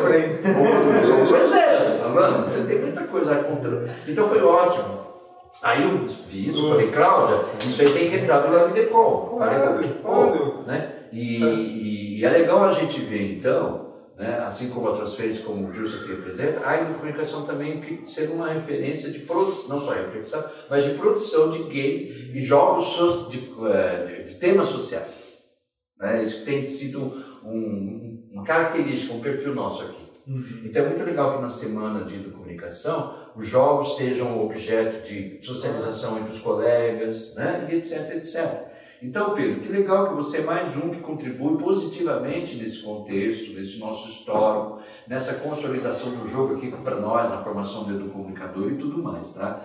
Então, assim, por exemplo, a questão que você faz uma ponte com um jogo crítico, aí você começa a identificar em que contexto que a educomunicação propõe trabalhar o jogo, com certeza, não só a questão de temas sociais trazendo, como a questão do próprio jogo com esse valor, né, de promover uma reflexão crítica, a questão da inovação, né, não ficando na inovação apenas do legalzinho e novo, diferente, mas a inovação que tem esse laço, esse compromisso com a transformação social. Acho que isso, aí nesse sentido, cabe pensar em comunicação como também uma inovação, senão a gente não quer ficar naquela onda neoliberal de que novo é apenas o fazer o mesmo para manter o sistema, né? O contrário. Então o game, o jogo, ele pode também ser isso. Embora quando você vai dizer isso, você, além disso, usa outro termo que eu gostei de ler, subversão da ordem tradicional. Florencio me deu um orgulho, uau, que legal fazer um jogo que serve para isso, né? Mas às vezes também a gente acaba fazendo ainda uma repetição desse contexto, né? Limitador mesmo do mercado, né? De interesses, né? E aí você usa um termo também que às vezes eu acho perigoso, eu sugiro que você cuide para não usar de novo nos seus artigos e tal, que é dizer que o game é um instrumento. Tá? No lado, eu trocaria a palavra instrumento. Não precisa. Porque, na verdade, a própria problematização, a abordagem que você traz, deve evitar usar termos, conceitos que ainda reforçam uma ideia instrumental mesmo, utilitarista mesmo do jogo. Talvez, ao invés de instrumento, estratégia. Fica a dica. Né? Ao invés de você pôr lá instrumento pedagógico, usa estratégia pedagógica, sabe? Porque, às vezes, a palavra instrumento acaba levando a pessoa que está lendo, que está ainda no contexto de uma concepção de educação tradicional, ainda ficando preso a essa leitura. Quando, na verdade, a própria comunicação e o próprio trabalho que você faz busca mostrar o outro lado. Então, às vezes, você dá um deslize, né? Esse é o exemplo. Né? Achei. Instrumento de empoderamento. O empoderamento também é outra palavra um pouquinho já meio que questionável, tal, né? Mas enfim, ainda está valendo porque está na linha nossa de pensar o protagonismo, né? de pensar a autonomia, de pensar a cidadania do sujeito, né? Então, como ele se fortalecer para isso. Então, empoderamento. Fugindo um pouco da questão muito mercadológica, né? Etc., que o empoderamento também tem. Mas instrumento aí já fica, ruim, né? Instrumento de empoderamento parece até contraditório, né? Mas enfim. Então, nas próximas escritas, evite usar o termo instrumento e use estratégia, por exemplo, tá? E legal você ter trazido junto com isso, por exemplo, então, conceitos que ajudam a entender melhor, como o ensino tangencial, vetores dos jogos que você trouxe, né? A própria horizontalidade, enfim, tudo isso tem a ver com o modo em que se dá a interação do sujeito ali com o jogo. Então, é muito legal, por exemplo, você, ao fazer isso, então trouxe a comunicação. Fez bem, tá? Eu achei legal a forma como ele trouxe a comunicação. Primeiro que ele fugiu daquela coisa antiga, já tradicional, que conta tudo que é de comunicação, a história toda, as 7 áreas de intervenção para daí aplicar. Não, você já trouxe a comunicação que você precisava para aplicar na sua questão. Então foi muito bom, porque isso mostra a maturidade. Maturidade que você adquiriu nesse percurso em relação à comunicação, né? Sem precisar trazer todo esse pacote para ficar volumoso e mostrar que você sabe o que é comunicação, o que é um engano. Você trouxe logo de cara a área de comunicação como, então, a referência teórica, trouxe autores que eu gostei de ter visto, como Bacega, mostra que você soube aproveitar muitas das referências nas nossas disciplinas aqui, né? Martim Barbeiro, Bacega, depois foi lá para que outros? Até mesmo Vygotsky, na área mais de educação. Eu gostei de ter visto isso, porque você mostrou, na medida necessária, o que você pode trazer dessas referências teóricas, né, desses autores que até são então de outras áreas que não da comunicação, para aquilo que você precisava, que era argumentar a respeito então dos jogos e no contexto de ensino, né? E fazer as relações devidas com a educomunicação, a ponto então de você ter ido lá para o seu exercício, né, de fazer análise de conteúdo, tá? E é aí que eu digo onde está. Não, antes de dizer onde está, ainda falando, eu também gostei de, além de ter visto a Bacega, o Ismar, né? Apesar de não ter nem visto, Paulo Freire e tal, Tupi, nosso amigo Tupi, tá aí outro cara que você precisa continuar ligado, aproveitando até mais. Acho até que você aproveitou pouco aqui, talvez não tenha dado tempo, o próprio Gilson Tupi, né? Vocês têm muito material para continuar aproveitando no seu percurso, tá? Então achei legal você ter também chegado aqui neles, né? Então assim, em termos de referências teóricas, em termos do uso deles, no texto que você escreveu, tá ótimo, tá ok, tá? Em relação ao que você relacionou de início à comunicação e depois ao que você já chegou lá, tá? Em relação à comunicação, tá bom, tá? Só que aí sim, o que faltou? Metodologia. Não tem lugar nenhum que ele explicou passo a passo por que ele fez sua pesquisa desse jeito. Então, por exemplo, a sua pesquisa é documental, sem dúvida, porque você foi numa política pública, né? Foi lá, pegou o currículo paulista e fez uma análise. Então, sem dúvida, é uma análise documental. E segundo, você fez uma análise de conteúdo. Você pegou dois módulos, né? 2 tópicos, né? Sei lá como é que é o nome disso, dois lá no caderno, e fez uma análise, fez uma descrição, né, das atividades que estavam propostas e depois ponderou o que você achou que tinha a ver e o que você achou que estava com problemas. Então você fez uma análise de conteúdo do jogo, da proposta. Né? Então você só faltou dizer isso. E você precisaria ter dito isso, porque é como a gente estudou lá em procedimento de pesquisa, lembra? Metodologia é um espaço importantíssimo que não dá para deixar de lado, nem que seja curto. Ainda mais para você, que você tem claramente que metodologias são essas. Tá? Até em outras situações, realmente o candidato fica um pouco perdido ao descrever essa metodologia, devido a várias razões. Né? Você não teria por que se perder, porque está muito claro o que você fez. O que faltou foi dizer. Você não disse quase que em lugar nenhum aqui, pelo menos eu não identifiquei. Né? Porque às vezes nem precisa estar lá no sumário, né? O item metodologia. Não necessariamente. Às vezes ela está sendo discutido dentro de um capítulo em que o nome que eu dei foi, sei lá, qualquer outro título similar à metodologia, né? Mas que não seja explicitamente escrito metodologia, mas está lá ele contando, o autor, a autora, né? Contando, primeiro eu fiz isso, depois eu decidi aquilo, né? Talvez você tenha mencionado um pouquinho isso quando você explicou por que você mudou de tema. Ali talvez tenha um pouquinho da história do seu percurso. Mas o percurso em si, de análise que você fez, porque primeiro você fez isso, depois você fez aquilo, depois você fez aquilo, não tem lugar nenhum. Então, mesmo que não mude no TCC agora, porque talvez mexa muito com o conteúdo da estrutura, né? Talvez não, para não criar esse problema. Talvez no próximo texto que ele escreva, aí sim, um parágrafo, 2 parágrafos, contar como é que foi esse caminho que você fez, às vezes não um caminho todo, de repente o texto é curto, mas dizer que a sua metodologia foi análise documental, análise de conteúdo, baseado, sei lá, no autor, na referência X, Y, Z, um pouquinho aquilo que a gente viu lá em procedimento de pesquisa, né, no 7º semestre, que é o pré-TCC, né, ou outros que você venha a conhecer ainda. Sim. Mas falar sobre a metodologia que você adotou é demonstrar que você tem consciência da sua prática enquanto cientista. Né? De quais os métodos que você adotou, por que adotou, para que adotou. Faltou só isso. No meu ponto de vista, é a única coisa que realmente faltou dizer. Não é que você não teve, está claro que você teve. Né? É que faltou dizer de fato. E aí, indo para o finalmente, né, dos itens que você trouxe, passando pela própria questão da Base Nacional Comum Curricular, do histórico que você fez, que eu também achei legal, é um outro item que você talvez tenha gastado tempo para fazer e ter tomado o tempo do tempo que você poderia ter dedicado para explorar a questão do jogo em si, mas ok, está valendo e foi bom, é importante, tá? Então esse histórico que você fez sobre as políticas públicas lá desde 70 e pouco, até chegar na Base Nacional Comum Curricular, mesmo que você tenha, aliás foi bom porque você fez bem objetivamente, você não ficou perdido na discussão política, nos debates, não fazia parte do seu contexto mesmo, tá? Ainda bem. Mas você trouxe, então que bom que você trouxe. E esse é mais um motivo da importância do seu trabalho. Porque você faz essa questão em torno do lúdico, do jogo e tal, mas não deixa de mencionar que, de alguma maneira, mesmo que a Base Nacional Comum Curricular tenha, e nós discutimos isso durante o curso, né?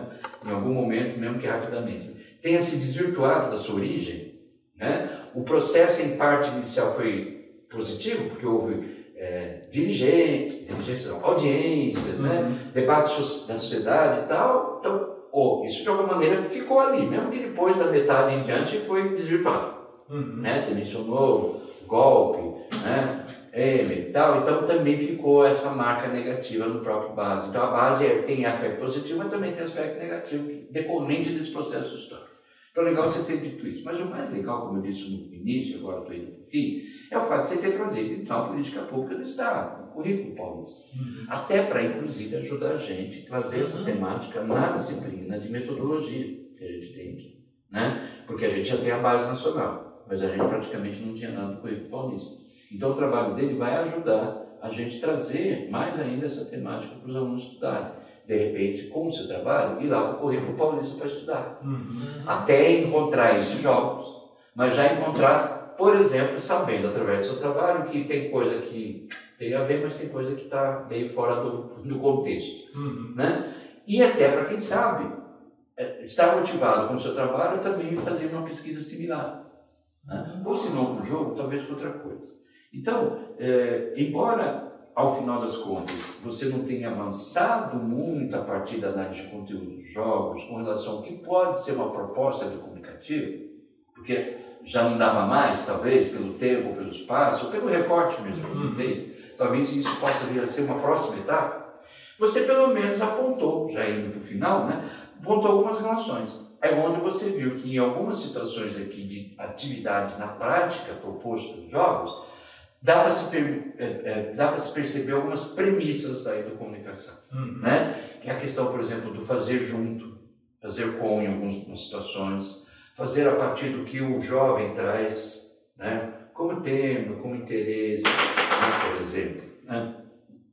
Uma dialogicidade que em alguns momentos é indicada, mas que na verdade não é muito explorada. Aí você conclui dizendo, olha, até há uma indicação, até uma boa intenção, mas depois na prática não é bem explorado isso. Né? Está aí um ponto legal da sua pesquisa. Você identificou, né, essa incoerência, ou ainda esse vácuo, né? Ou ainda a necessidade de avançar nessa compreensão, ou até essa incongruência entre uma parte que tem tudo a ver e uma parte que está meio, sei lá, solta. Aí você até chegou a mencionar um pouco do contexto, que é bem provável que foi isso que aconteceu. Né? Então, na hora de fazer a política pública, contrata fulano, ciclano, beltrano, divide, faz, né? Divide em partes, aí cada um se vira e depois ninguém dá tempo, às vezes, né? De reorganizar e criar uma unidade, por exemplo. Então, com isso, algumas partes ficam meio soltas, ficam sem as relações. É bem provável que o processo tenha sido assim. Eu mesmo já vi isso acontecer e participei de processos assim. Tá? A questão que você traz do clube, se só dá deve tocar numa questão que pode ser muito interessante para uma abordagem comunicativa, que é a questão das relações, então, que existem, por exemplo, no formato de clube. Que existe a questão mesmo do protagonismo, da colaboração que o clube tem como possibilidade, como sendo parte, vamos dizer assim, das características de um jogo, um processo educativo que tem as tais premissas comunicativas. Né? O fato de valorizar a construção a partir das trocas entre os indivíduos, né? E que o jogo pode favorecer essas trocas. Não só troca, pode favorecer através de instrumentos, estratégias, a construção colaborativa de objetos ou de situações, né? Que é um pouco o que caracteriza os jogos sociais que tem saído daqui, né? Essa questão de fazer junto, fazer com e fazer a partir de temas e questões sociais, por exemplo, né? Que eu acho que a pegada que a comunicação pode ajudar em relação à exploração dos jogos por eles mesmos ou dos jogos em contexto educativo, sabe? Então o seu trabalho chega na porta disso, mostra algumas questões, mas pode ir muito além ainda nisso, sabe? Até porque a gente precisa disso. Né? Então, é o caso dos clubes, que você traz no segundo jogo, né, como exercício de análise, você até aponta, né? Mas não vai muito além, mas está aí uma coisa. E aí você pergunta, então, eu concluí que esses jogos não são muito comunicativos, mas que tem um caminho a percorrer. E que serve para reforçar a importância que esses jogos têm para explorar os laços de convívio. Quando eu li isso, falei, tá ótimo, chegou onde precisava. Tá? Chegou onde precisava nesses termos de um nível de TCC. Tá? Mas que daqui você pode avançar, continuar, seja em eventos, eu falei da SEDUCOL, mas tem uns eventos próprios da área de games, e etc, de educação, né? Enfim. Aproveite isso. Aproveite que você tem um bom produto para aproveitar essas oportunidades. Até porque elas podem não só contar por uma futura continuidade numa carreira acadêmica, mas elas podem pesar em futuras oportunidades de você conseguir um trabalho de produção de games numa grande startup, por exemplo. Né? Ou numa grande empresa de produção de games. Você chegou a mencionar isso até no seu texto, né? Colega Ana, né? A Ana Guedes? Ana Guedes. Ela participou da disciplina. Sim, acho que foi alguém que te ajudou a descobrir que game pode dar dinheiro. Né? Que game pode ser um bom negócio. Sim. Verdade, pode ser mesmo. Você mesmo pode vir a explorar isso. E não necessariamente dentro de um esquema de exploração de uma grande empresa que quer, como único objetivo, ter lucro. Não, pode ser um outro contexto, um contexto de transformação social através, né, de produções de jogos pelos sujeitos participantes de um determinado projeto. Então, o jogo não é o fim, o jogo é o meio. Né? E aí você traz pontes que mostram como que a comunicação pode ajudar a trazer referências e métodos para que esse jogo aconteça dessa outra forma. Tá? Então, enfim, muito obrigado pela oportunidade de ter lido o seu trabalho. O Gilson já mencionou outro item que você só disse assim, tem a ver, mas também não foi muito além, que é a própria gamificação. Né? E nós aqui da comunicação, a gente meio que, a gamificação é legal, mas vamos com calma. Né? Senão a gente cai para aquela tendência negativa que o Gilson mencionou. Né? E a própria literacy. Né? Eu mesmo tenho esse termo, que você até trouxe, mas nem foi muito na discussão teórica a respeito. Ok. Então veja só, essas são outras frentes que você pode retomar. Retomar até para ir mais a fundo nessas outras oportunidades. Tá? Então, parabéns a você, Pedro, parabéns à família, pelo trabalho, pelo filho, pela dedicação dele. Tá bom? Obrigado. Comenta se você quiser, em especial o que você achou sobre o que eu reclamei da falta da metodologia. Professor, acho que eu faltei nessa aula.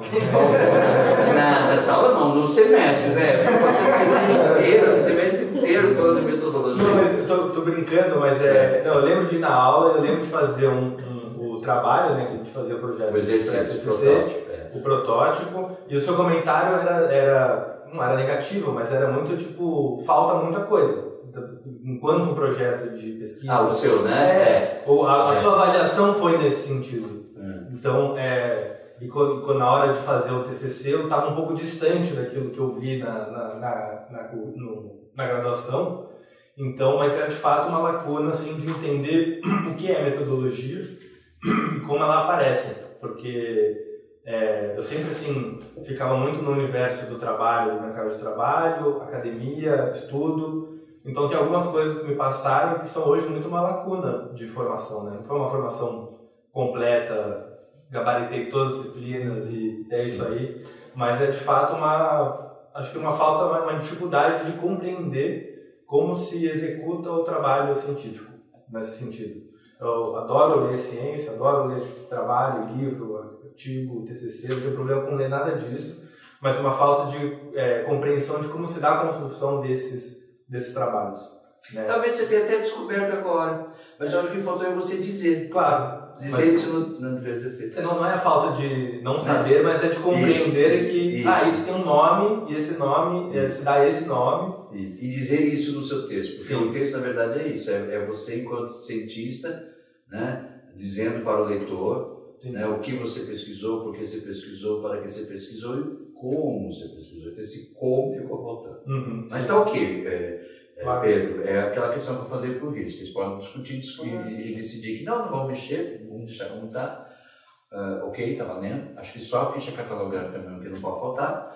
Mas aí, para outras vezes, não esqueça. Claro. Tá? Não, mas é porque de fato é uma lacuna que eu sinto até no sentido de como eu resolvo essa lacuna. Onde eu vou me ler para entender como se nomeia isso. Mas acabou que no processo, no cronograma, aí já relacionando com outras partes, de que existiram partes do trabalho que foram muito prazerosas, ler as teorias e tal, mas que eu achava que eu precisava de X tempo e eu precisava de 3X.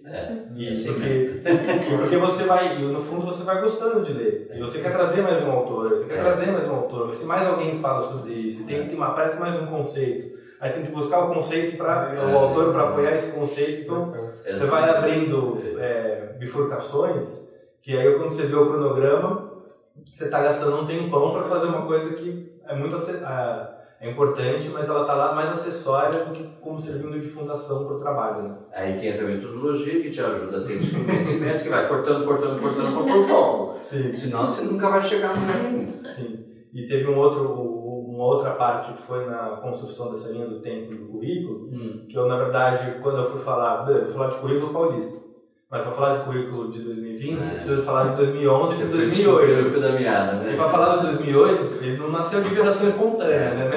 Quem jogou o currículo, ele estava lá. Então eu preciso falar de LDB. Mas falar de LDB e falar de Constituição. E aí você vai puxando. E aí essa parte foi até engraçada, para mim que você escreveu sozinha, porque foi uma coisa de... precisa disso, volta no bom tempo. Ficou bem objetivo, você não se perder. Sim, porque ali eu tinha a compreensão de eu só preciso falar disso. Isso, exatamente. Isso ficou claro. Só preciso de falar disso. Mas foi isso. Fala do currículo de 2020, mas vou comparar com o de 2011, do 2008. Mas tem que falar como ele veio parar aqui e qual foi a lei que deu a brecha para ele ser criado. Então, foi bem assim, foi bem na lógica de linha do tempo mesmo. Vamos voltar tudo. E se me permitir, tem outra frente aqui que você também toca, que é muito importante, está na pauta. A questão do novo ensino médio. Sim. Né? Você mencionou aqui naquela época ainda, né, essa distribuição de carga horária e tal, você viu que isso foi retomado, refeito. E já foi revisado. Né? Revisado. Né? Voltou um pouco atrás, foi menos mal.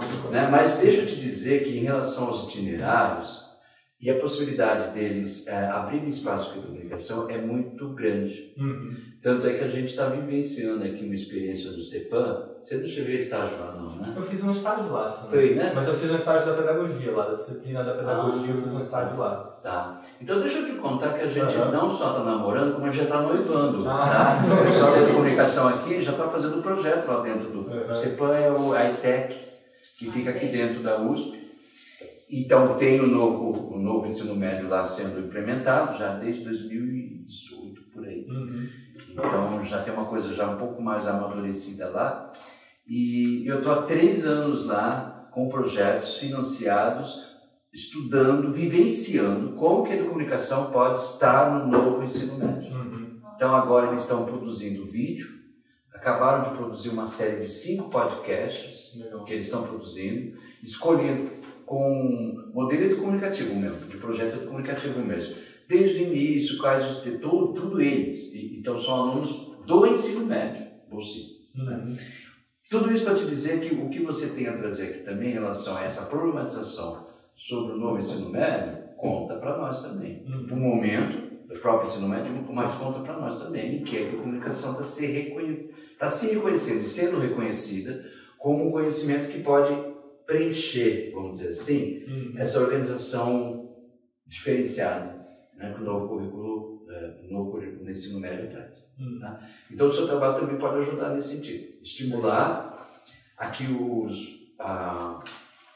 as disciplinas, os estudantes, quando forem fazer estágio, e mesmo nós com os projetos aí fora, né, via iniciação científica, em relação ao novo ensino médio, né, trazendo a questão dos jogos mesmo, propriamente dito. Nessa pegada que você trouxe. Tá?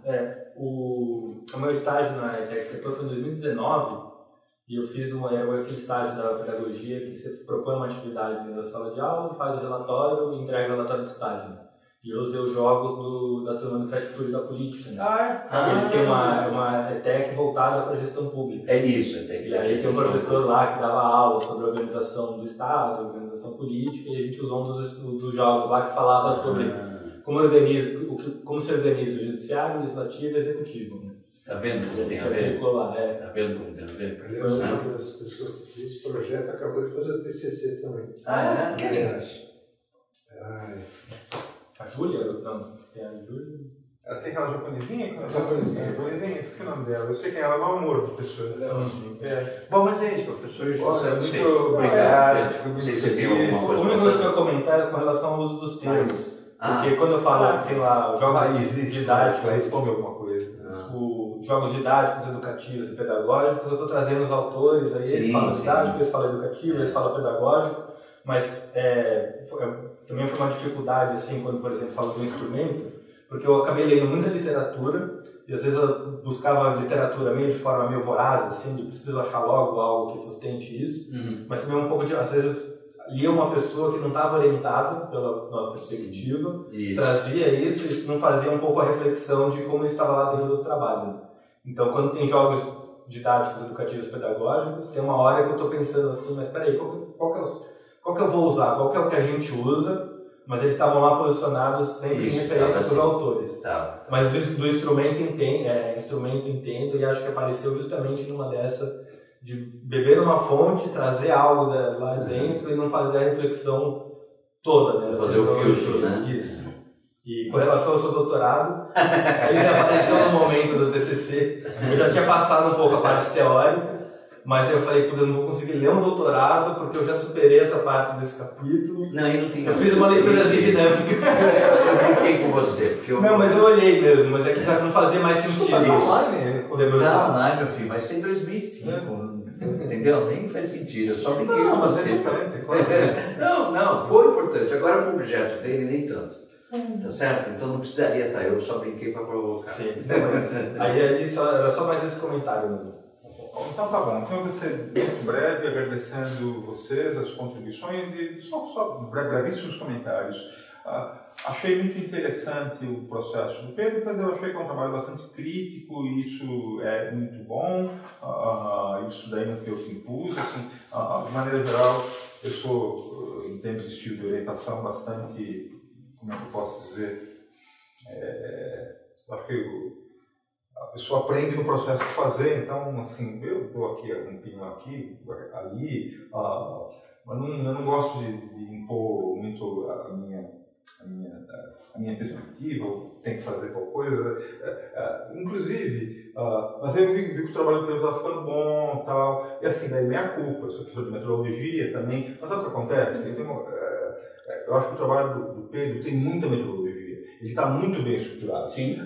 Então, mas você tem razão. Eu acho que até para ele servir de modelo, para ajudar os outros colegas, mas não sei, eu acho que 2 parágrafos resolve isso, na introdução, tal, porque ele parou em pé. Assim, o trabalho do Pedro tem, posso falar uma qualidade, é boa. Claro, tem pontas soltas, inclusive uma coisa que a gente queria muito fazer, mas aí já, o Pedro até comentou, sabe que precisa ver? Porque, enfim, já estava ficando um volume, um trabalho. Mas o que eu falei, que talvez pudesse ser legal, falar com professores que estão usando esses outra perspectiva.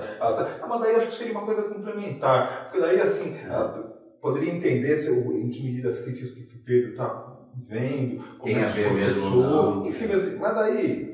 Aí seria outro trabalho. Mas daí o mestrado. Outro trabalho. Aí eu começar a ficar no mestrado, tudo bem, eu acho que assim tá bom.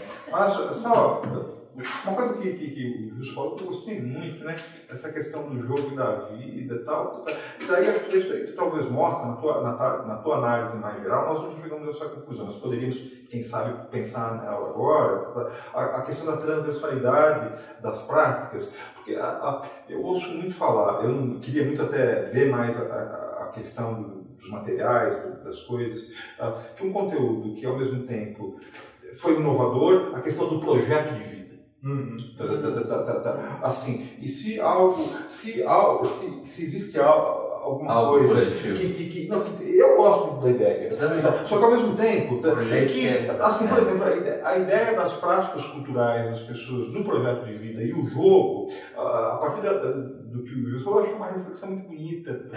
É uma reflexão que poderia ir numa parte. Mas daí também tem um ponto, né, que também eu pego a partir de outra coisa que você falou, às vezes as desconexões entre os níveis de ensino. Né? Porque, de fato, quem trabalha no Scratch é um municipal. Puta merda.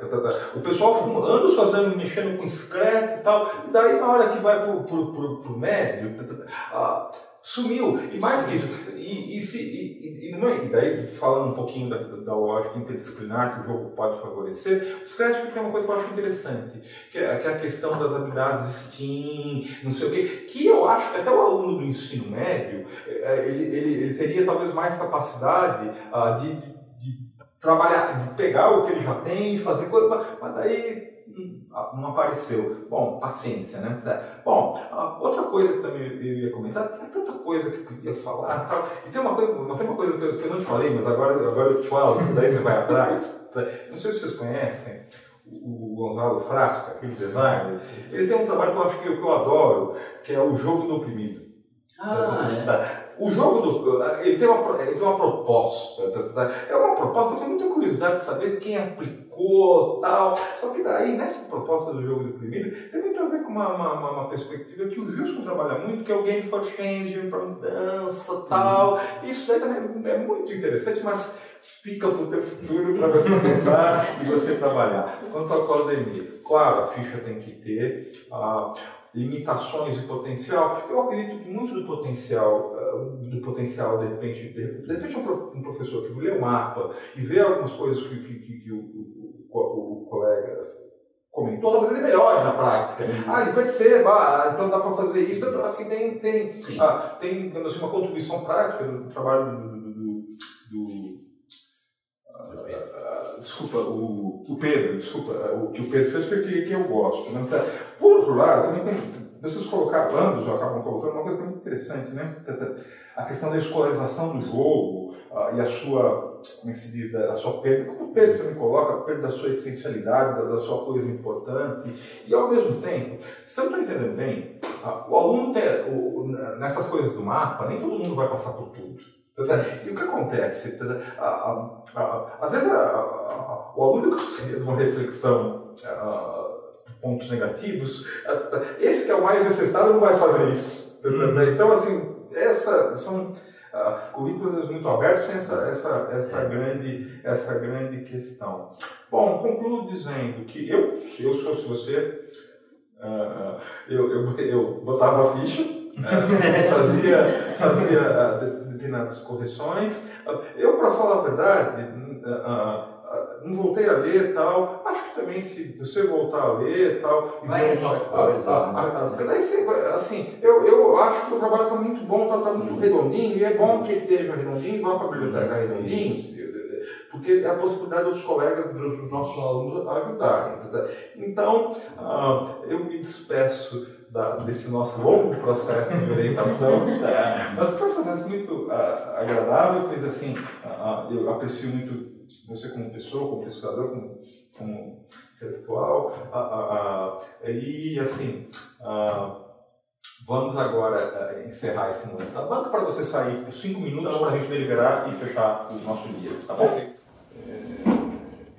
Enquanto eu proclamo que a banca aqui reunida resolveu lhe atribuir aprovação, não mais nada, né? E demos 10 para o teu trabalho. Obrigado.